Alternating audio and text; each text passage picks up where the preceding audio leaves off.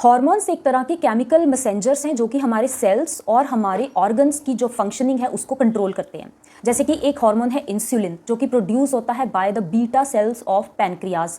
अगर एक फीमेल की बॉडी में इंसुलिन की रेजिस्टेंस या कोई भी किसी भी तरह की डिस्टर्बेंस होनी स्टार्ट होगी तो उसमें anxiety, PMS, acne, loss of hair, sleep disorder ऐसी कुछ प्रॉब्लम्स है जो कि होनी स्टार्ट हो जाएंगी। ये कुछ ऐसे सिम्टम्स हैं जो कि फीमेल की बॉडी में नजर आएंगे। तो यही जो हार्मोन्स हैं हमारी बॉडी में 50 तरह के 50 तरह के डिफरेंट हार्मोन्स जो हैं हमारे कुछ ग्लैंड्स हैं जो कि प्रोड्यूस करते हैं। अब ये जो सिस्टम है सारा हार्मोन्स को प्रोड्यूस करने का थ्रू द डिफरेंट ग्लैंड्स, इस सारे सिस्टम को हम बोलते हैं एंडोक्राइन सिस्टम। अब ये जो एंडोक्राइन सिस्टम है ये बहुत ही सेंसिटिव होता है। अगर इसमें कोई भी प्रॉब्लम होगी तो या तो ये अंडर प्रोड्यूस करेगा हार्मोन्स को या ओवर प्रोड्यूस करना स्टार्ट कर देता है, जिसकी वजह से हार्मोनल इम्बैलेंस होना बॉडी में स्टार्ट हो जाता है। तो आज हम इसी के बारे में बात करेंगे कि कौन कौन से ऐसी बॉडी में प्रॉब्लम्स आनी स्टार्ट हो जाती हैं एक फीमेल की बॉडी में हार्मोन्स की डिस्टर्बेंस की वजह से, ताकि आप खुद अपने आप को पता लगा सकते हो कि अगर आपको ये कुछ चेंजेस जो आपकी बॉडी में आपको नज़र आ रहे हैं तो मीन्स आपको हार्मोन्स की डिस्टर्बेंस है, आपके बॉडी के हार्मोन्स इम्बैलेंस्ड है।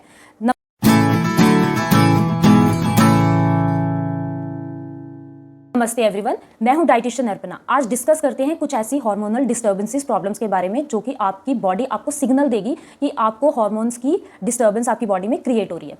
नंबर 1 पे है ओवर थिंकिंग। जब आप बहुत ज़्यादा सोचना शुरू कर देते हो, स्पेशली आपका जो माइंड है ओवर एक्टिव हो जाता है रात में। इसकी वजह से क्या होता है कि आपको नींद नहीं आती, आपको स्लीप की जो प्रॉब्लम है वो होनी स्टार्ट हो जाती है। This is due to the over production of cortisol. आपका जो एड्रीनल ग्लैंड है वो कॉर्टिसोल ज़्यादा प्रोड्यूस करेगा जो कि स्ट्रेस क्रिएट करता है। अगर आपका कॉर्टिसोल ज़्यादा प्रोड्यूस होगा तो आपको ये वाली जो डिस्टर्बेंसेस हैं, स्लीप डिसऑर्डर है, आपको बहुत ज़्यादा सोचने की प्रॉब्लम ये स्टार्ट हो जाएगी। और ये क्यों होता है? ये होता है ओवर कैफीनेटेड ड्रिंक्स लेने की वजह से हो सकता है। आपको बहुत ज़्यादा आप स्ट्रेस ले रहे हो किसी चीज़ का, उस वजह से हो सकता है। और ओवर एक्सरसाइज की वजह से भी हो सकता है। जो लोग ओवर जिमिंग कर रहे हैं, ओवर एक्सरसाइज कर रहे हैं, अपने आप को ओवर एक्सर्ट कर रहे हैं, उनको ये प्रॉब्लम डेफिनेटली हो सकती है। नेक्स्ट प्रॉब्लम है शुगर क्रेविंग्स।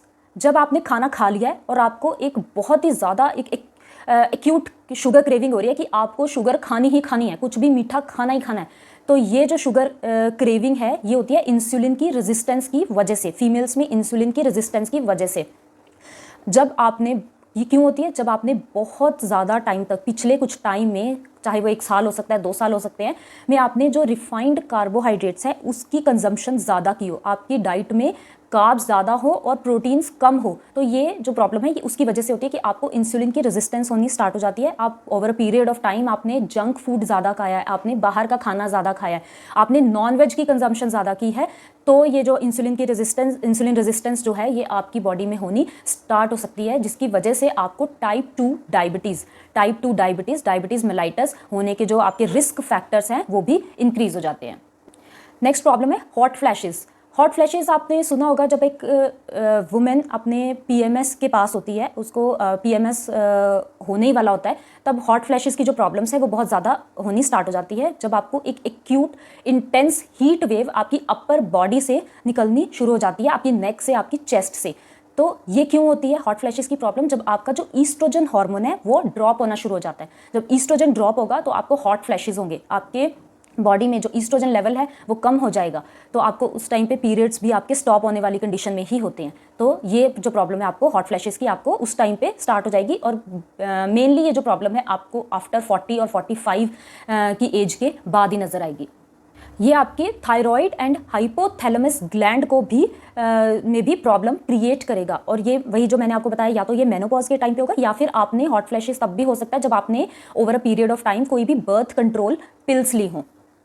नेक्स्ट है वजाइनल ड्राइनेस। जो वजाइनल ड्राइनेस है ये भी आपको, जब आपका मेनोपॉज हो जाता है वुमेन में, ये तब होती है जब, इसमें भी क्या होता है कि आपका जो ईस्ट्रोजन्स है एंड टेस्टोस्टेरोन्स जो हार्मोन्स हैं वो आपके लो होने स्टार्ट हो जाते हैं। जो टेस्टोस्टेरोन हार्मोन है, होता तो ये मेल डोमिनेटिंग हार्मोन है, बट एक फीमेल में भी ये हार्मोन होता है जिसका कि एक बैलेंस होना बहुत ज़रूरी है। अगर ये वाला हार्मोन डिस्टर्ब होगा, ये 2 हार्मोन डिस्टर्ब होंगे, तो भी आपको वजाइनल ड्राइनेस की प्रॉब्लम हो सकती है।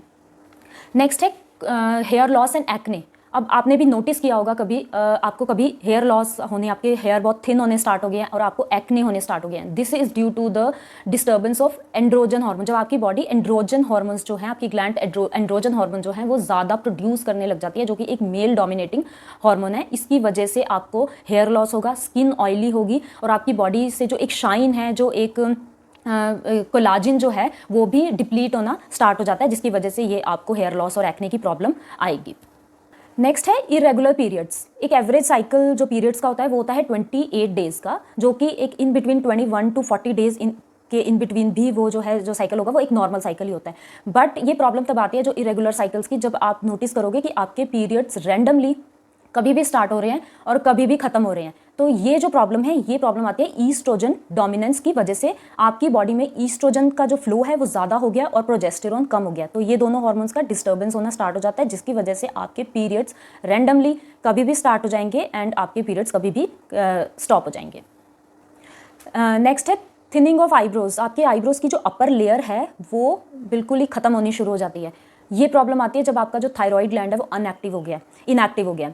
ये इनएक्टिव थायराइड ग्लैंड की वजह से आपकी जो आईब्रोज की अपर लेयर है वो आपकी निकलनी स्टार्ट हो जाती है, वो बहुत ज़्यादा थिन होनी स्टार्ट हो जाती है। अब जो थायराइड ग्लैंड है ये हमारी जितनी भी मेटाबॉलिक एक्टिविटीज़ हैं उसको कंट्रोल करता है। ये हमारे नेक में प्रेजेंट होता है ये ग्लैंड। अगर इसकी इनएक्टिव ये ठीक से प्रोड्यूस नहीं होगा, थायराइड ये अच्छे से थायरॉक्सिन को प्रोड्यूस नहीं करेगा, तो भी पीरियड्स की इरेगुलरिटी होगी, आपका हेयर लॉस होगा और इसमें आपके लिवर की भी प्रॉब्लम्स हो सकती हैं, आपको गॉल ब्लैडर की प्रॉब्लम्स भी हो सकती हैं, कॉन्स्टिपेशन हो सकती है और आपको जो एक्सेसिव जो हेयर ग्रोथ है वो प्रॉब्लम भी हो सकती है। नेक्स्ट है हर्शूटिज्म। हर्शूटिज्म का मतलब होता है अनवांटेड हेयर ग्रोथ। ये अनवांटेड हेयर ग्रोथ आपने बहुत बार देखी होगी, सुनी होगी कि पीसीओएस या पीसीओडी के जो भी पेशेंट्स होते हैं उनमें ये प्रॉब्लम होती है। ये होती है एंड्रोजन जो एक मेल डोमिनेटिंग हार्मोन है उसकी ज़्यादा होने की वजह से, जिसके कारण मैस्कुलिन फीचर्स भी आने स्टार्ट हो जाते हैं, मैस्कुलिन और आपकी वॉइस जो है वो भी डीपर होनी स्टार्ट हो जाती है। तो ये इसमें ईस्ट्रोजन और प्रोजेस्टेरॉन का जो इम्बैलेंस है वो होना स्टार्ट हो जाएगा।